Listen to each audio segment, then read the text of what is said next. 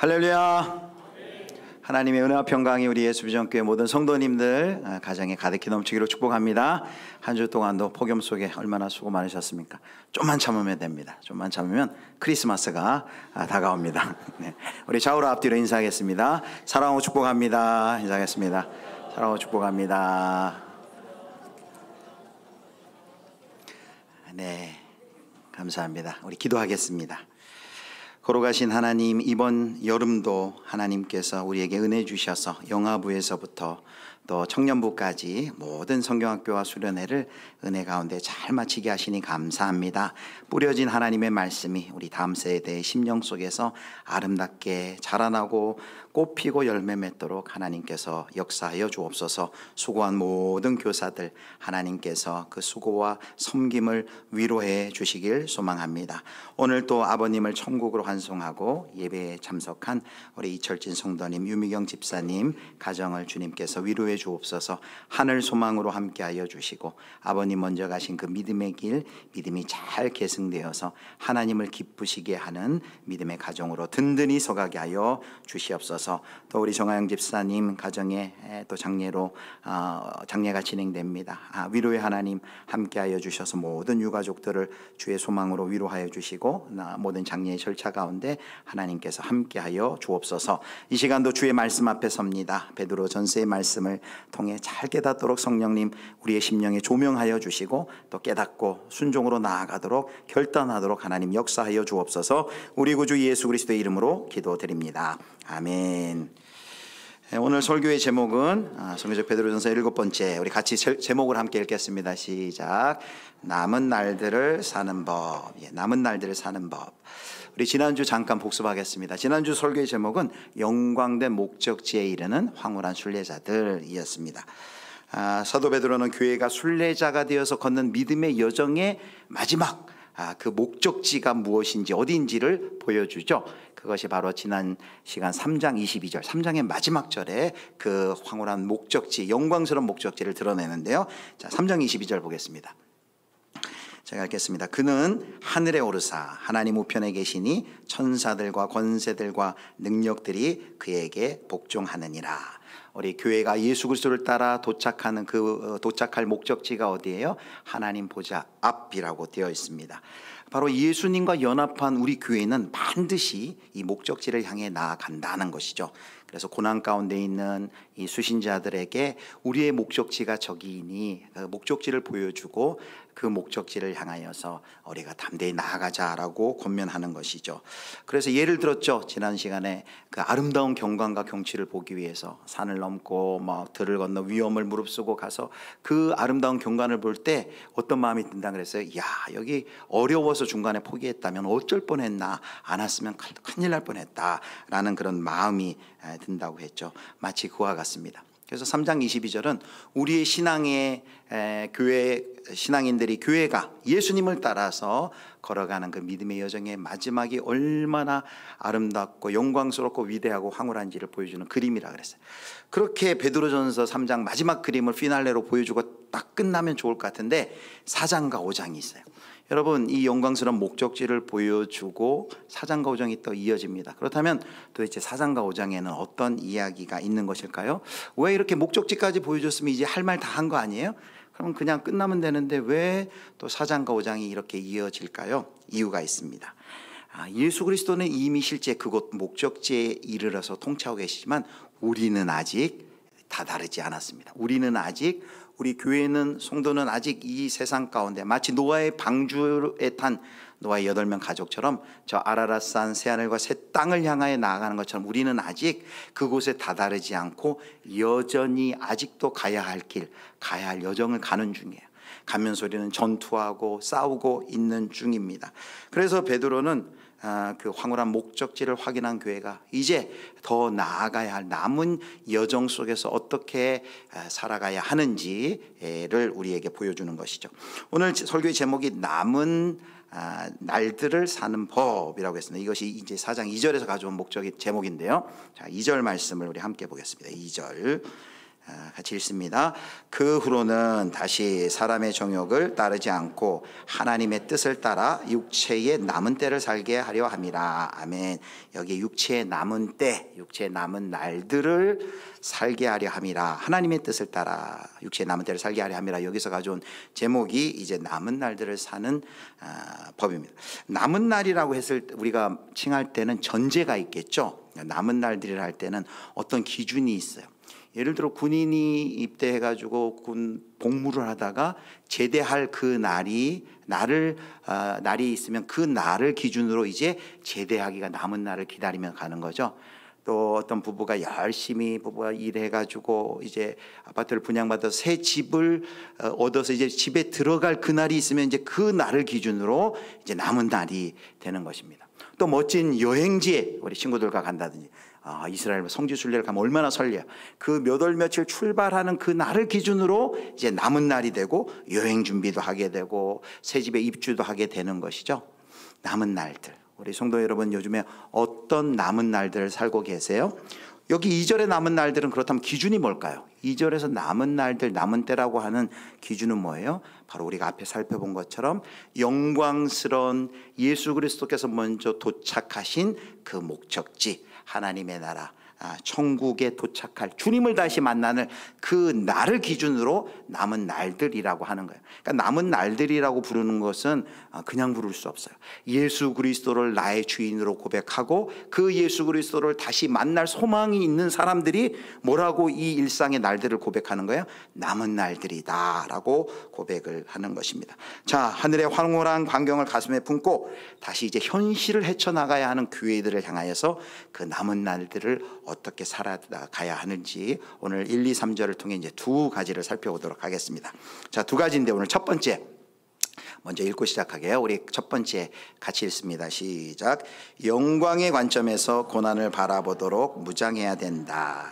영광의 관점에서 고난을 바라보도록 무장해야 된다. 이게 남은 날을 살아가는 첫 번째 방법입니다. 자, 1절 말씀을 읽겠습니다. 1절 말씀 함께 읽습니다. 시작.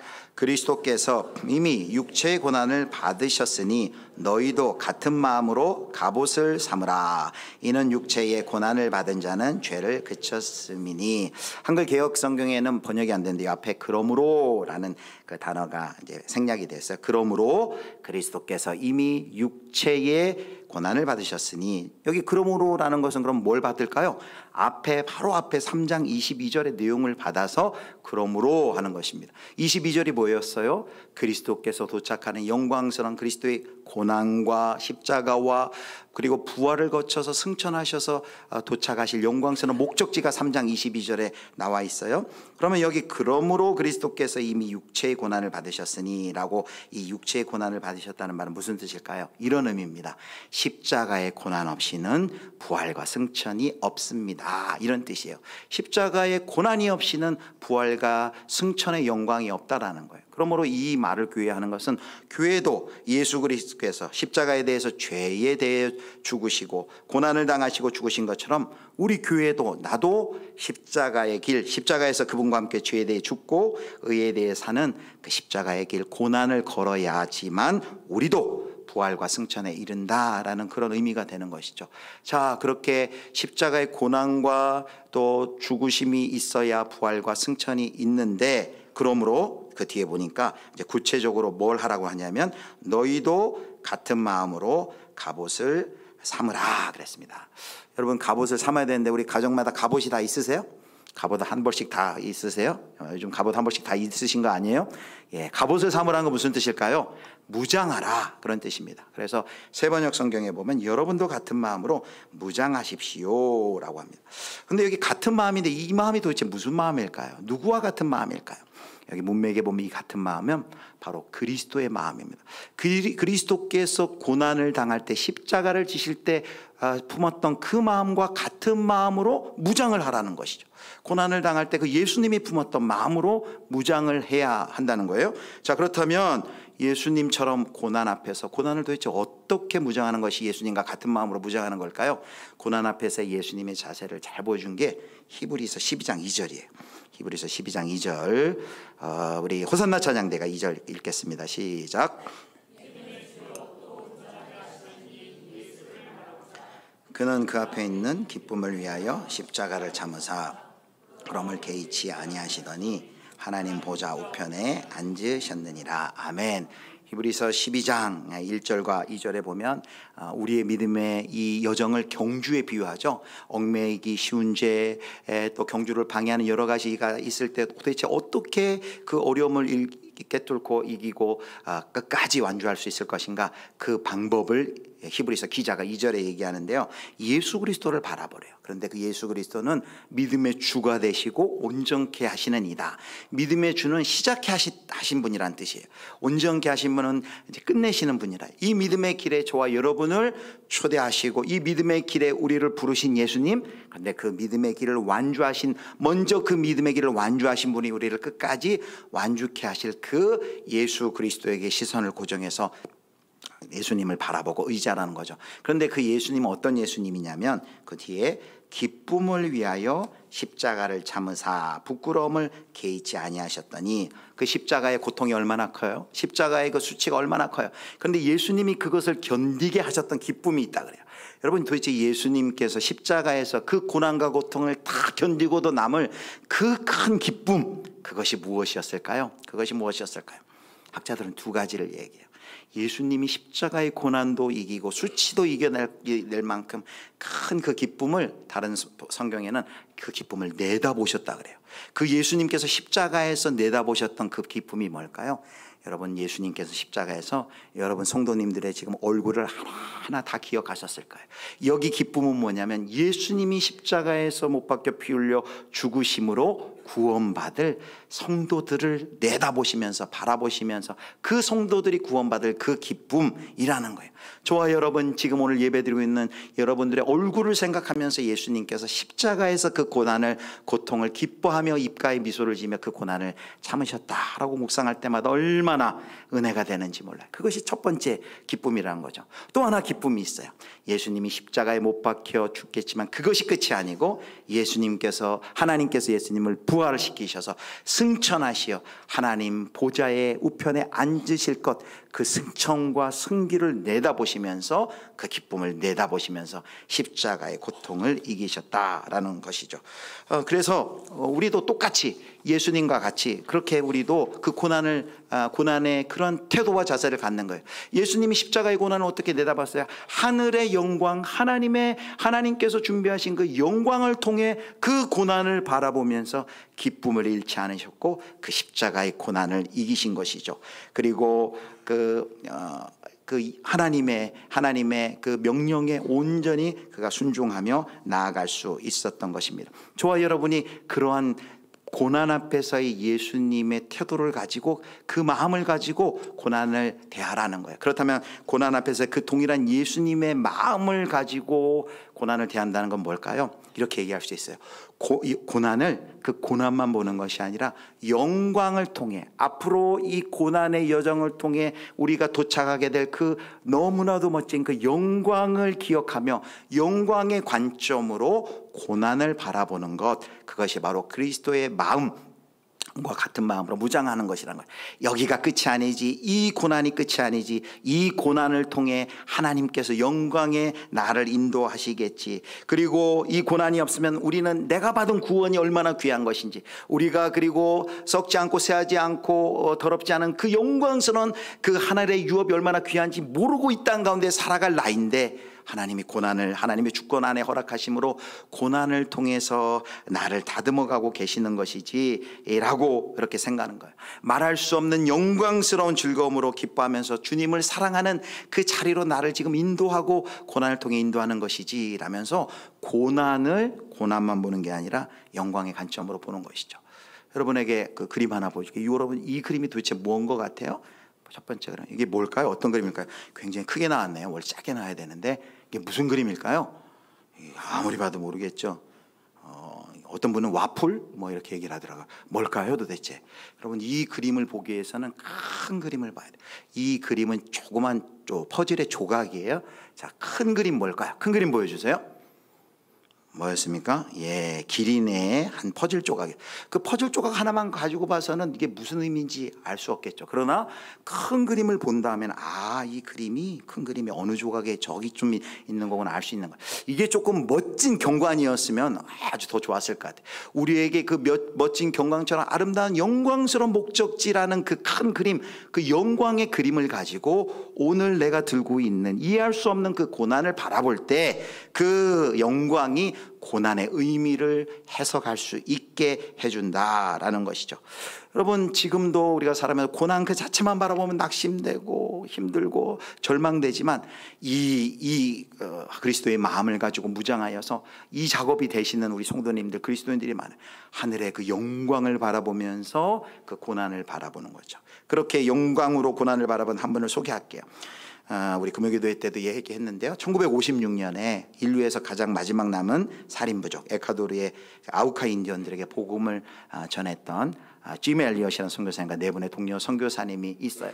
복음을 전하기 위해 여러 시간 동안 준비하고 기도하고 훈련받고 갔는데 막상 도착하자마자 그들은 그 아우카 인디언들에게 창에 찔려서 죽었어요. 근데 그들에게 총이 있었어요. 그 총으로 그 위기를 모면할 수 있었지만 그 총을 쏘지 않고 5명이 다 순교를 당한 것이죠. 이 일이 미국 사회에 알려지자 미국에서 난리가 났습니다. 젊은이들의 죽음을 비극적인 악몽이라 일컬으며 이렇게 장래가 촉망되는 젊은이들, 그 엘리트들이 어떻게 그 살인부족, 미개한 살인부족에 들어가서 그렇게 죽임을 당하는가. 그러면서 한 기자는 그 짐 엘리엇의 아내인 엘리자베스 엘리엇을 찾아가 인터뷰를 하면서 그런 이야기를 했대요. 이 무슨 낭비인가, 이 무슨 낭비인가. 그리고 언론이 타임지도 그렇고 그렇게 보도를 한 거예요. 그러자 그때 20살 초반밖에 안 됐던 엘리자베스 엘리엇, 짐 엘리엇의 아내가 그 기자를 보고 그의 눈을 똑바로 쳐다보면서 이렇게 항의했대요. 낭비라니요, 낭비라니요. 왜 그런 말씀을 하십니까? 나의 남편은 어렸을 때부터 이 순간을 위해 준비했던 사람입니다. 내 남편은 이제야 그 꿈을 이룬 것뿐입니다. 이후로 다시는 내 남편의 죽음을 낭비라고 말하지 마십시오. 그리고 짐 엘리엇의 대학생 때 썼던 일기 또 편지들, 이런 글들이 이제 모아져서 세상에 알려졌는데요. 그래서 그 짐 엘리엇이 쓴 책 이름이 그 전능자의 그늘이란 책입니다. 한번 보여주실까요? 이 책인데 저 사진이 바로 짐 엘리엇인데요. 여기에 예전에 이제 21살 때 썼던 그 편지, 일기 글에 이렇게 되어 있습니다. 이런 고백을 해요. 주님, 성공하게 하소서. 높은 자리에 오른다는 뜻이 아니라 제 삶이 하나님을 아는 가치를 드러내는 전시품이 되게 하소서. 또 한 일기에는 하나님, 제가 감히 하나님께 기도합니다. 이 부족한 나의 나무 토막 같은 인생에 주여 불을 붙여주셔서 제가 주를 위해 탈 수 있도록 나의 삶을 주께서 소멸시키십시오. 이 몸은 주의 것입니다. 나는 오래 사는 것을 원치 않습니다. 완전하고 풍성한 삶을 원합니다. 바로 주님같이 산소망을 가진 삶이죠. 그리고 그 일기에 아주 이런 중요한 고백이 있어요. 영원한 것을 얻고자 영원할 수 없는 것을 버리는 자는 바보가 아니다. 여러분 한번 들어보셨죠? 영원한 것을 얻고자 영원할 수 없는 것을 버리는 것은 바보가 아니다. 사진 내려주시고요. 짐 엘리엇, 또 엘리자베스 엘리엇, 이 우리 믿음의 선배들은 그 영원한 것을 통해 지금에 통과하고 있는 그 고난을 바라본 거예요. 베드로전서에 간처럼 그 하늘의 영광을 가지고 그것이 안경이 되어 다시금 내 눈앞에 통과하고 있는 이 고난을 다시 봤을 때 그 고난의 의미를 드디어 본격적으로 본질적으로 알게 된 것이죠.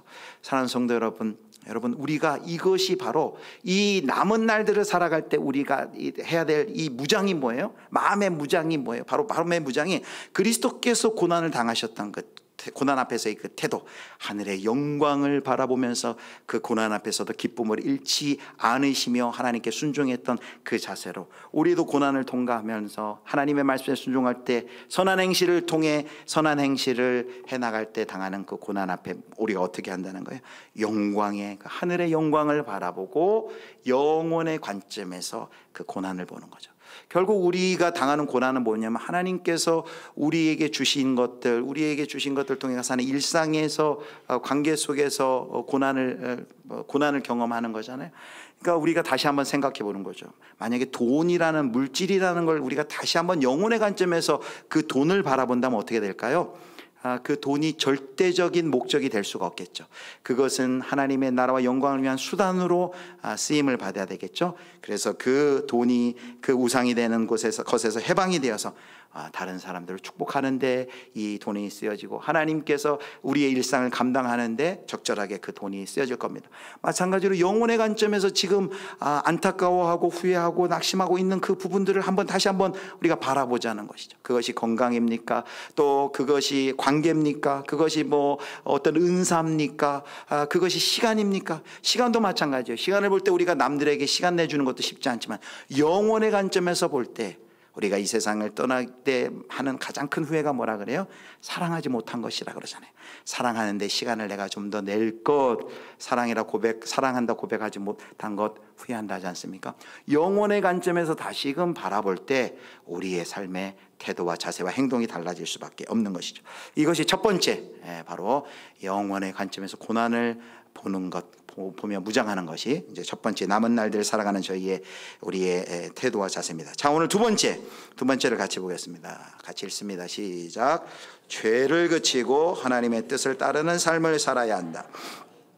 자, 죄를 그치고 하나님의 뜻을 따르는 삶을 살아야 한다. 1절 하반절에 이런 표현이 있어요. 1절 보여주세요. 자, 1절 하반절에 이는 육체의 고난을 받은 자는 죄를 그쳤음이니 라고 말합니다. 여기서 우리 성도님들께 한번 물어볼게요. 여기 육체의 고난을 받은 자는 누구일까요? 육체의 고난을 받은 자, 그러니까 예수님일 수도 있겠고 또 성도일 수도 있겠다. 예수 그리스도를 믿는 성도일 수 있겠다. 그런데 문맥에서 보면요, 처음에 1절에는 예수님이 나오죠. 그리스도께서 이미 육체의 고난을 받으셨으니. 그런데 그리스도로부터 이제 이동을 해요. 누구로 이동합니까? 너희도, 바로 예수님을 믿는 성도들로 이동을 해요. 너희도 같은 마음으로 갑옷을 삼으라. 그래서 이는 육체의 고난을 받은 자는 자연스럽게 예수님을 믿는 성도들, 핍박받는 성도들이다라고 해석을 하면은 자연스러울 것 같습니다. 자, 육체의 고난을 받은 자들, 핍박을 받는 성도들은 여기 죄를 그쳤다라고 얘기합니다. 성도들이 고난을 받는 성도들은 핍박을 그쳤다라고 얘기해요. 도대체 이것이 무슨 의미일까요? 여러 가지 이제 해석이 있는데, 여기 세번역 성경에는 이 대목을 이렇게 번역을 했어요. 육신으로 고난을 받은 사람은 이미 죄와 인연을 끄는 것입니다. 육신으로 고난을 받은 사람은 이미 죄와 인연을 끄는 것입니다.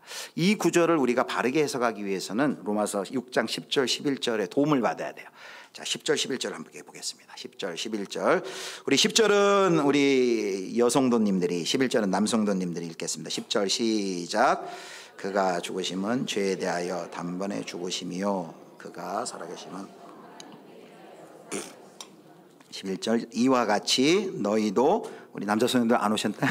예, 같이 읽겠습니다. 시작. 이와 같이 너희도 너희 자신을 죄에 대하여는 죽은 자요 그리스도 예수 안에서 하나님께 대하여는 살아있는 자로 여길지어다. 아멘. 여기 10절 한번 띄워주시고요. 뭘 지금 사도 바울이 설명하냐면, 그가 죽으시면, 예수님이 죽으심은 죄에 대하여는 죽고 단번에 죽고, 그가 살아나심은 하나님에 대하여는 살아계십니다. 죄에 대해 죽고 하나님에 대해 살았다는 거예요.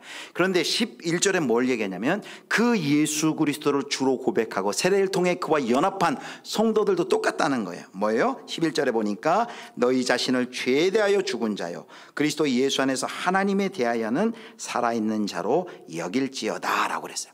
그렇게 예수님을 믿어 죄에 대해서 죽고 하나님에 대해서 산 자, 그것이 그리스도인의 정체성이죠. 바로 그게 그리스도인이죠. 그런데 그리스도인에게 13절, 이제 그렇게 죄에 대해 죽고 하나님에 대해 산 자가 이 땅 가운데서 살아갈 수 있는 그런 모습이 나와요. 어떤 모습으로 살아가야 되냐? 6장 13절입니다. 우리 13절 같이 읽겠습니다. 시작. 또한 너희 지체를 불의의 무기로 죄에게 내주지 말고 오직 너희 자신을 죽은 자 가운데서 다시 살아난 자같이 하나님께 드리며 너희 지체를 의의 무기로 하나님께 드리라. 아멘. 세례를 통해 그리스도께서 당하신 고난과 죽음에 동참한 그리스도인들은 이제 죄에 대해서 죽었어요. 죄에 대해 죽었기 때문에 이전에 짓던 죄와 전혀 상관없는 자가 되었습니다. 그리고 이것이 바로 예수님과 함께 죽고 예수님과 함께 산 것이 거룩하게 살아갈 바로 분명한 근거가 된 것입니다. 그래서 13절에 뭘 권면해요? 이제 예수님을 믿어 죄에 대해서 죽고 하나님에 대해서 산 자는 이제는 이전의 삶이 아니라, 이전에 그런 더럽고 추한 죄를 짓는 삶이 아니라 하나님과 함께 거룩한 삶, 성화의 삶을 살아야 된다라고, 너희 몸을 하나님을 향한 의의 무기로, 의의 병기로 드리라 라고 13절 가운데 이야기를 하고 있는 것입니다. 마찬가지입니다. 4장 2절에 이어서 뭐라고 얘기합니까? 자, 4장 1절에 그 의미가 2절에 해석이 됩니다. 2절 같이 봅니다. 시작. 그 후로는 다시 사람의 정욕을 따르지 않고 하나님의 뜻을 따라 육체의 남은 때를 살게 하려 함이라. 아멘. 4장 1절 하반절에 육체의 고난을 받은 자는 죄를 그쳤습니다. 죄와 상관없는 자가 되었어요. 자, 그렇다면 그 사람은 그 후로는, 이제부터는 다시 사람의 정욕을 따르지 않고 하나님의 뜻을 따라 육체의 남은 때를 살게 하려 함이라 라고 했습니다.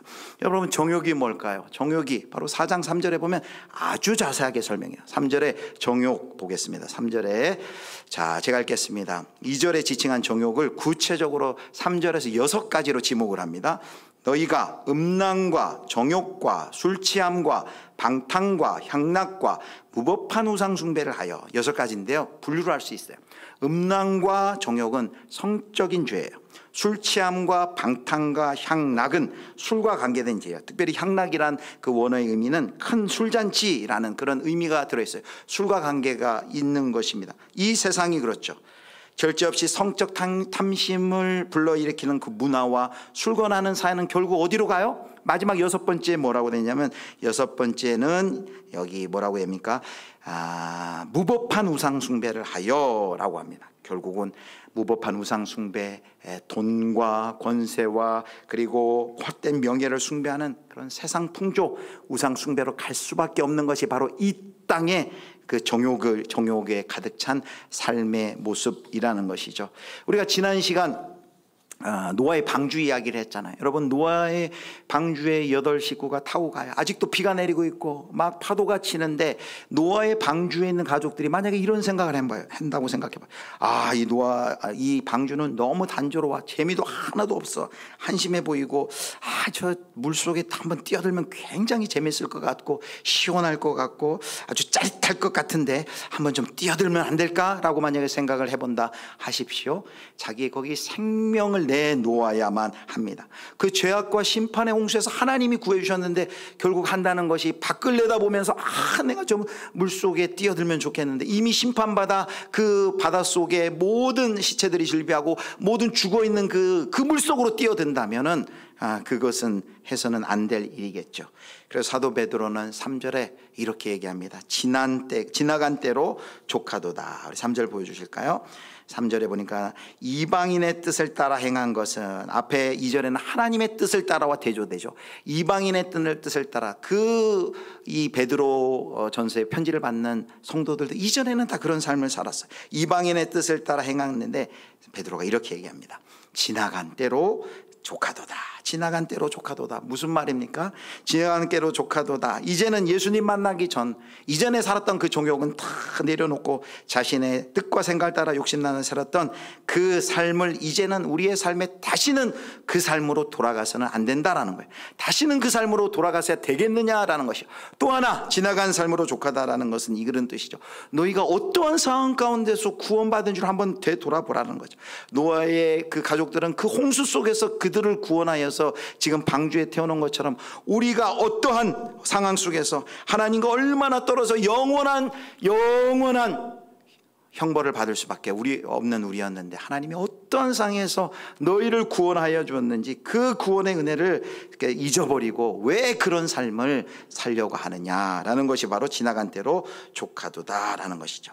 지나간 때로 족합니다. 이제는 예수 믿고 구원받은 우리에게는 이제 새로운 삶, 하나님의 정욕을 따라 사는 삶이 아니라 하나님의 뜻을 따라가는 삶을 이제는 우리는 살 수 있는 존재가 되었다라는 것이죠.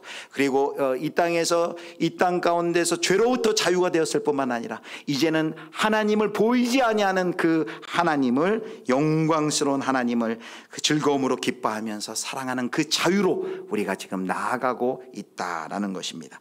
사랑하는 성도 여러분, 오늘 우리가 그 목적지까지 이르는 남은 날 동안 우리가 어떻게 살아가야 할까요? 베드로 사도는 1, 2, 3절에서 세 가지를 이야기했어요. 자, 정리하겠습니다. 첫 번째, 우리 같이 읽습니다. 시작. 영광의 관점에서 고난을 바라보도록 무장해야 된다. 아멘. 예수님께서 고난 앞에서 가지신 그 태도, 그 마음을 가지고 우리도 우리 앞에 예수님 따라갈 때 맞닥뜨리는 고난을 바라보자는 거죠. 그 관점은 뭐예요? 영광의 관점, 영원한 관점, 이 큰 하나님의 목적지, 하나님의 나라 주님과 다시 만날 그 영광과 황홀한 소망을 가지고 지금 내 앞에 있는 고난을 바라보자라는 것이죠. 두 번째 읽겠습니다. 죄를 그치고 하나님의 뜻을 따르는 삶을 살아야 한다. 죄를 그치고 이제는 우리가 구원받은 우리는 더 이상 정욕을 따라 사는 삶이 아니라 이제는 예수님과 함께 죽고 예수님과 함께 다시 산 우리는 이제는 거룩한 삶, 성화의 삶을 살아가야 된다는 거예요. 이것은 우리에게는 순종이지만 하나님께는 의지예요. 이 우리를 거룩하게 성화로 우리를 이끄실 것은 하나님의 결심이고 하나님의 은혜입니다. 그래서 우리 1번과 2번은 율법이 아니에요. 여기 무장해야 한다, 삶을 살아야 한다, 무장하라, 삶을 살아야 한다, 명령형이지만 이것이 결국 뭐에 근거한 거예요? 이 앞에 하나님께서 우리를 위해서 해주신 일, 그걸 복음이라 그래요. 그것, 우리가 하나님을 향해 하는 것은 율법이지만 하나님께서 먼저 우리를 위해서 해놓으신 일, 첫 번째, 예수 그리스도의 십자가에 우리를 위해서 죽어주심으로 우리가 그 예수와 함께 죽고 삶으로 말미암아 우리가 영광스러운 고난에 이르게 되는 것이죠. 두 번째도 마찬가지죠. 우리를 바로 영광스러운 그 하나님의 나라로, 하나님께서 거룩한 삶으로, 성화로 우리를 인도하시겠다라는 하나님의 의지가 이 명령 가운데 들어있는 것이죠. 사랑하는 성도 여러분, 계속해서 베드로 사도는 고난을 얘기하고 고난을 당하는 성도들을 위로하고 권면하고 힘을 주기 위해서 이 말을 해요. 여기 4장 1절에서 3절에도 자세히 보면 이 고난이 주는 유익에 대해서 이야기하고 있는 거예요. 그렇다고 이 사도 베드로가 이 고난을 자초하라, 고난을 일부러 겪어라, 그런 이야기를 하는 건가요? 그게 아니죠. 지금 사도 베드로가 계속 이야기하는 건 뭐예요? 이 땅에서 예수 그리스도를 믿고 믿음의 길, 신앙의 길, 말씀 따라 순종하면 반드시 어려움과 핍박도 고난이 있다는 거예요. 그 길을 피하거나 외면하지 말아라라는 것이죠. 이 길 끝에 영광스러운 목적지가 있으니 그 영광의 큰 그림과 영혼의 관점으로 지금 고난을 다시 한번 생각하고 이 길 끝에 영광이 기다린다는 걸 잊고 결코 낙심하고 포기하지 말고 그 영광을 향해 나아가는 것이죠. 그리고 이 고난이 하는 유익이 뭐예요? 고난을 통해 우리가 어떻게 돼요? 이전에 정욕을 따라가는 삶이 아니라 예수 그리스도를 닮아가는 성화와 거룩해 되는 삶을 우리가 살아갈 수 있습니다. 여러분, 우리가 실존적으로 그래요. 예수님을 가장 많이 닮아가는 사람들이 주변에 누굽니까? 고난을 통과하는 사람들. 고난을 통과하는 사람들이 겸손하고요, 고난을 통과한 사람들이 온유하고요, 고난을 통과하는 사람들에서 삶의 향기가 납니다. 왜요? 예수님이 그를 정금과 같이 다듬고 계시기 때문입니다. 바로 우리가 남은 날들, 여러분, 우리에게는, 저와 여러분에게는 어떤 남은 날들이 있어요? 저와 여러분에게는 이 하나님 나라의 목적지를 남은 날들이 있어요. 그 남은 날 동안 여전히 말씀을 지키며 나아갈 때, 고난이 올 때 그 고난만 바라보고 낙심하고 근심하는 것 아니라 영광의 관점으로 그 고난을 바라보고 그 고난이 우리를 거룩하고 성화시켜 나가시는 하나님의 은혜의 통로가 된다는 것을 기억하면서 예수 그리스도를 더욱더 닮아가는 신실한 은혜가 우리 모두에게 있기를 주님의 이름으로 축원합니다.